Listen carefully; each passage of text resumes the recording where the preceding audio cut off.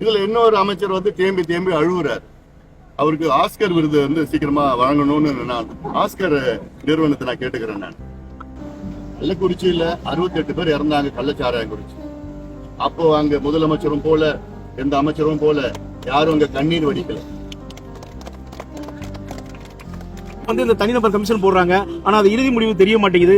இப்ப இந்த 41 பலிக்கும் இப்ப தனிநபர் கமிஷன் போட்டிருக்காங்க. இதை பத்தி உங்களுடைய கருத்து என்ன? அதாவது இது உண்மை நிலவரம் வெளியில வரணும். பல வதந்திகள் வெளிவந்து கொண்டிருக்கின்றன. இது உண்மை தெரிய வேண்டும் என்றால் இது நீதிமன்றம் ஒரு முழுமையான ஒரு விசாரணை குழுவோ கமிஷனையோ அல்லது புலன் விசாரணையோ இல்ல ஒரு படி மேல போய் சிபிஐ விசாரணையோ இது செய்தால்தான் உண்மை நிலவரம் வெளியில வரும். ஏன்னா அவங்க ஒரு தரப்புல ஒண்ணு சொல்றாங்க, இவங்க தரப்புல ஒண்ணு சொல்றாங்க. 42 உயிர்கள், 42 உயிர்கள், விலை மதிக்க முடியாத உயிர்கள். எதனால நடந்தது? இதற்கு யாரு, இது சூழ்ச்சியா இல்ல விபத்தா? இதெல்லாம் மக்கள் தெரிந்து கொள்ள வேண்டும். அதுல இன்னொன்னு, கள்ளக்குறிச்சியில 68 பேர் இறந்தாங்க கள்ளச்சாராயம் குறிச்சி. அப்போ அங்க முதலமைச்சரும் போல எந்த அமைச்சரும் போல யாரும் அங்க கண்ணீர் வடிக்கல. இங்க முதலமைச்சர் 3 மணிக்கு ராத்திரியில வர ஸ்பெஷல் பிளைட்ல வர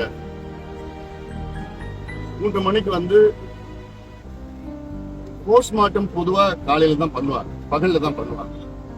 அவர் வரதுக்கு முன்பு கிட்டத்தட்ட 30 பேருடைய போஸ்ட்மார்ட்டம் அவசரமா நடந்திருக்கு.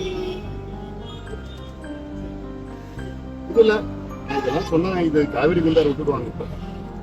இப்ப நீங்க சொல்லுங்க சார். இல்ல சொல்றது இல்ல, எனக்கு இந்த காவிரி குண்டார் தான் இப்போ இருக்குது. இல்ல அதுவும் ரெண்டுமே முக்கியம் தான், பட் இருக்கு இப்போ. அதனால இதுல இன்னொரு அமைச்சர் வந்து தேம்பி தேம்பி அழுவுறாரு. அவருக்கு ஆஸ்கர் விருது வந்து சீக்கிரமா வழங்கணும்னு நான் ஆஸ்கர் நிறுவனத்தை நான் கேட்டுக்கிறேன். நான் ஏன்னா ஒரு துயர சம்பவத்தை வச்சுக்கிட்டு இவங்க அரசியல் செய்து கொண்டிருக்கின்றார்கள். இதெல்லாம் மக்கள் பேச ஆரம்பிச்சுட்டாங்க. மக்களுக்கு தெரியும், மக்களை வந்து ஒரு நாள் ஏமாத்தலாம், 2 நாள் ஏமாத்தலாம், ஆனா எப்பவுமே ஏமாத்திட்டு இருக்க முடியாது.